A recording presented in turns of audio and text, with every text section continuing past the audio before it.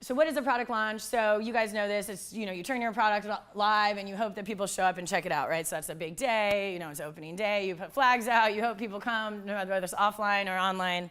That day one number of people that kind of walk in your door is a big deal. Same with a party, right? You're going to have a big party. You rented out Alcatraz Island. You better really hope that people show up.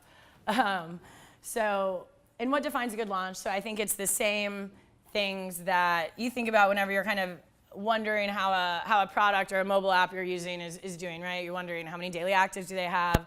What is their engagement? Are users interacting and staying for longer than 10 seconds? What's the retention? Do they actually come back multiple days afterwards? And then what's your K factor, which is the kind of a measure of virality? Are your users telling friends? Are they bringing friends in? Are they doing kind of sales for you? If they're doing sales for you without you even really asking for them, that is a really good indicator of a strong product.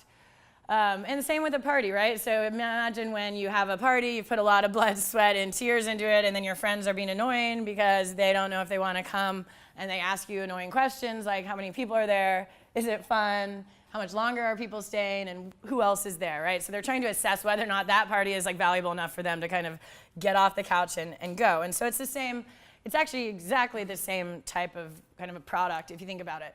And so I think about, parties are an investment. So the same type of things you would do to ensure a party is going to be a really good time and that your friends end up, working to bring more people into the party. It's the same kind of thing you would want to do for your product launch. So the benefits of pre-gaming. So I think about pre-gaming as, a couple different things. One, it's a way to get people kind of in your inner circle before you have this massive, let's say 300-person event. So when you think about a pregame, go back to university, let's say it's 5 people having drinks in someone's room before a big New Year's Eve party or something. What is the value of that? You get free booze, you get to have input on the playlists and games, you get to have real conversations with the 5 or 6 people there, you get to arrive at the party with a group, you get to charge your phone and go to the bathroom. It's a very nice vibe, right? And so then you go to this kind of crazy party and you're there with a group of people that are really kind of already committed and bought in, right? And so that's sort of the way I think about, that's a good pregame, is if you can kind of do all these things and then you bring those people into the actual game, the actual event, and those are the people that really kind of carry the team, if you will.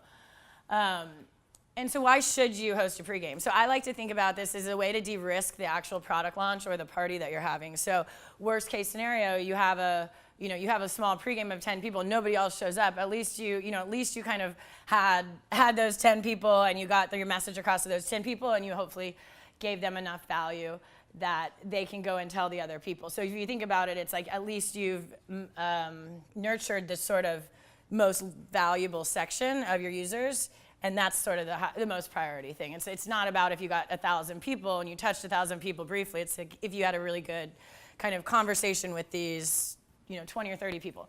It assures that then they come to the event and sort of become ambassadors for it. People feel special when they've gotten special perks or they've sort of been on the inside.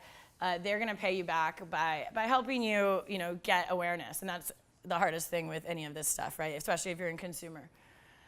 So you want to host an awesome party. I always say have an awesome pregame. And what is the pregame? So this is the hard part, right? So then it sounds easy in theory, but you actually have to build an invite list, right? And that is, I think, the hardest part on this list, because you want to be really strategic about that. You want to think about if you're doing a free event or a non-free event, what the capacity of the venue is, who you want on that invite list. I always say, I had a person pitch me they were doing an app about hiking.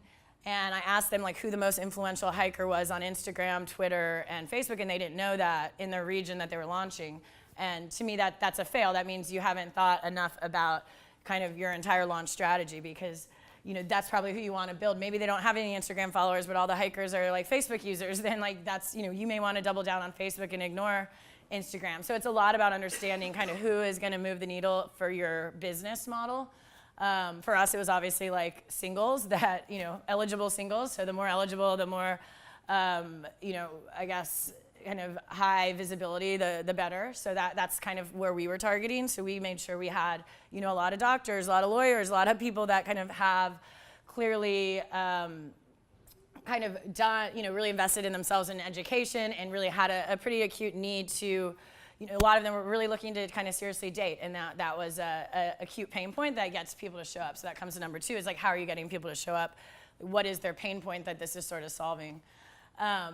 So I'll click into like the invite list a little bit more. So what we did was, I did a lot of the VIP approach. So this is not scalable, or is it something that goes fit fast at all? So this took months. I mean, we started in June. We didn't launch the product till November. So I was probably doing this from June through November.